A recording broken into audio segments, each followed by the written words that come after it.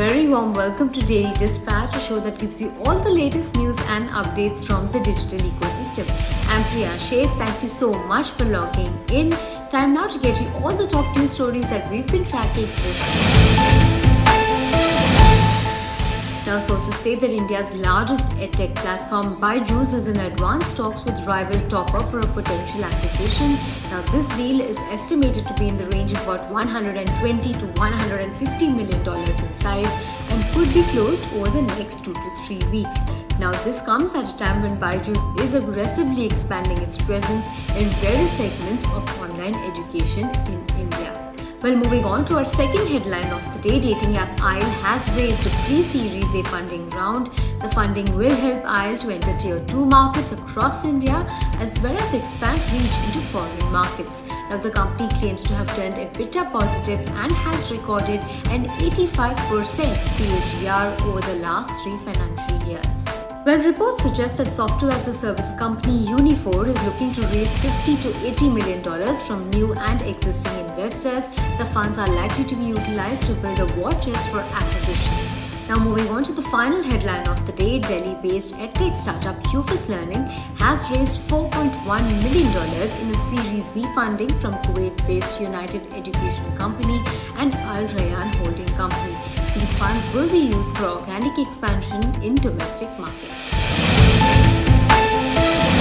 Well, moving on to our second segment, I have with me the CEO of PVR Cinemas. I have with me Mr. Gautam Datta. Thank you very much, Mr. Datta, for joining us on the Daily Dispatch. I understand that there is a lot of announcements that you have, and one primarily is with food and beverages. And I understand that you've launched a new brand, which is Pop Magic, into the market. So tell us what the philosophy is behind this launch, considering that PVR Cinemas is a movie brand. So this is really an output of the lockdown, and we must, from that point of view, be able to complement what happened during the last 8 to 9 months. We were all our cinemas were closed, and at that juncture, we needed to get back and start thinking of newer, better, sharper ideas to keep our brand relevant. In fact, it was at this point in time where we went back to our loyalty customers. Close to, we have about 13 million loyalty customers with us, and we went to them asking them what are they missing the most. And they spoke about cinema, they spoke about the seat, they spoke about hospitality, and they also spoke about the popcorn. In fact, they said that watching so much of TV at home, at that point in time, IPL was about to begin. And they said all of that without our popcorn, we wish if we had the popcorn with us. And we said, hey, this is a great idea. Why can't we sort of start working on it?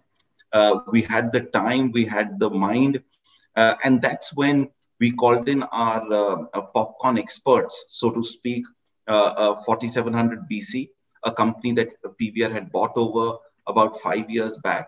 And together we made a task force with our F&B head and the 4700 BC to start looking for the perfect popcorn blend that would match the PVR experience. And in came this new product, and we said, hey, this is fantastic. We must brand it as a different brand because we thought it has great legs. Not only people would enjoy the popcorn sitting at home, but we could tomorrow start retailing it.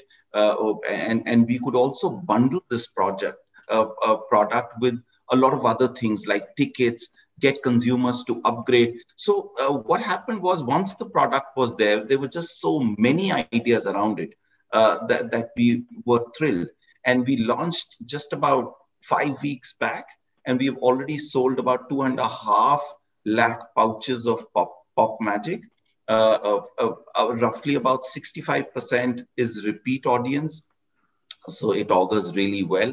And I think we've hit a jackpot with this product. So, when you talk about F&B and the launch of this popcorn, I understand that right now you're retailing on online channels as well. From the physical retail front, considering that this market is pretty crowded, you have players like Acto, etc., who have been there for a long time. Do you think that putting yourself as an FMCG player at this point makes sense for the business? The brand needs to get into products, services, and extensions where consumers are willing to grant you a certain podium. When we went and asked our consumers, and they said, we believe PVR does the best popcorn, they are giving a clear green signal to a product. It means that the product has great domain in the category of popcorn. And that's exactly what we did. And sure enough, the moment we've done that, and now that we plan to retail to many more e-commerce site, through e-commerce site and cinemas, the response has been phenomenal. Our kids today, because for the initial couple of weeks when we opened up, there weren't many footfalls at the cinema. Our kids went out and sold it in malls, in residential colonies, in offices, and the response was remarkable. So selling about 2.5 lakh pouches in about 5 weeks' time is incredible. Today we have issues around supply because we never had envisaged this kind of euphoric start to the product. I personally feel the brand needs to do everything possible to see how it can juice out the values that we have created in this 20 years of our journey. And if consumers are saying, I love your popcorn, I just love the taste, I love the blend, then who are we not to serve them in that manner? We'll serve them at cinemas, and now we are happy to serve them at home. After popcorn, can we expect cola also from PVR? Who knows? Of course, why not? But all I can tell you is there's so much more happening within the space. We are planning a few more products, rightly said. And in the next couple of months, you will see those strategic launches happening. We are handpicking those products, value adding those products. We will test them with our consumers at the cinema. And we've got captive audience. We've got close to 100 million people coming into our cinemas. So fact is, our product is well tested, tasted, and then rolled out. So will these be partnerships with other brands, or will this be, contracting it to a third-party manufacturer or with your recipe? What kind of product launches? It could be anything, but largely it would be our recipe, our domain, our flavoring, our control over the product. We are not just looking at picking a product from the marketing and white labeling it for the consumer, because there is a certain inherent promise and taste that we deliver. By the way, there are certain products where people would say, well, I don't want it from PVR. I believe someone else gives it to me better. So we are not going to get into that. But there are products where clearly people are saying, yeah, I love it. Like hot dogs, for example, is something which is, has a clear stamp of PVR quality. And people are saying, is there a way that you can give us hot dogs? So we said, yeah, we will work on it. So now it is our recipe. We've been working on it for many, many years now.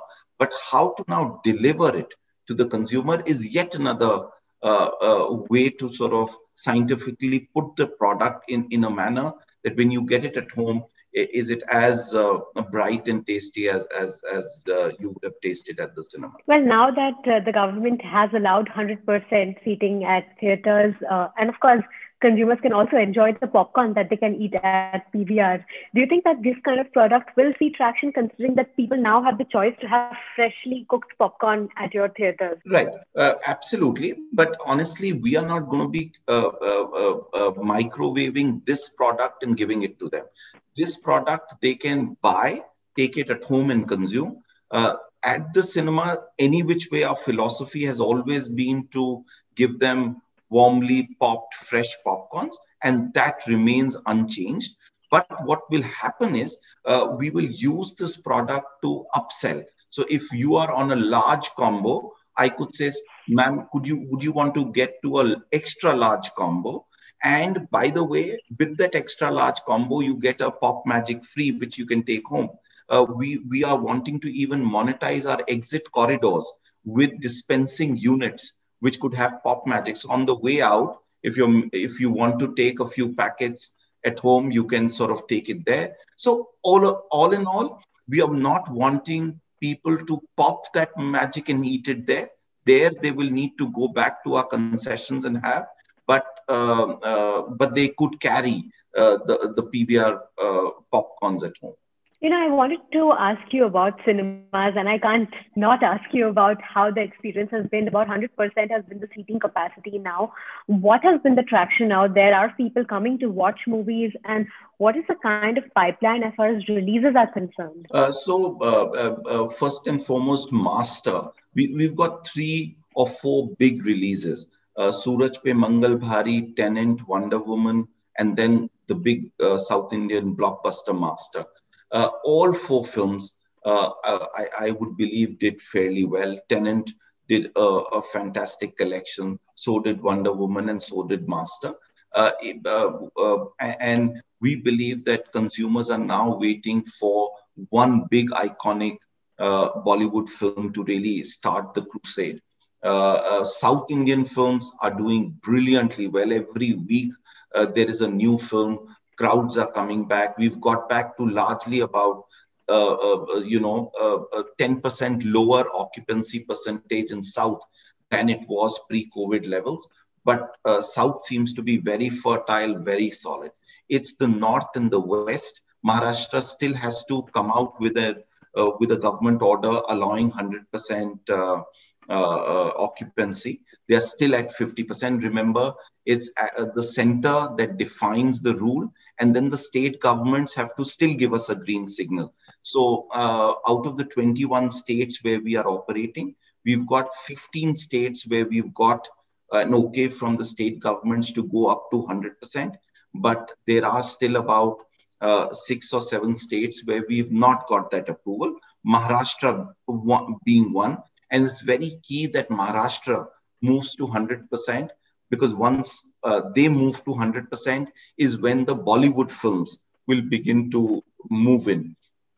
There are about a couple of films in February, to answer your second question. Tom and Jerry comes on the 19th. That's a big one. And then March has a couple of Rooh Afzana is another Bollywood film that's coming out in March. And of course, the big starter, 2nd April is the date for Suryavanshi to possibly begin the whole thing.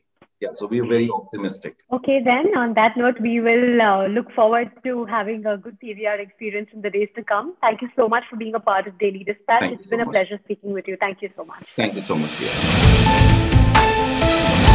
Well, time now to say goodbye. Many thanks for joining us on this edition of Daily Dispatch. I'll see you tomorrow at 5 p.m. Goodbye and stay well.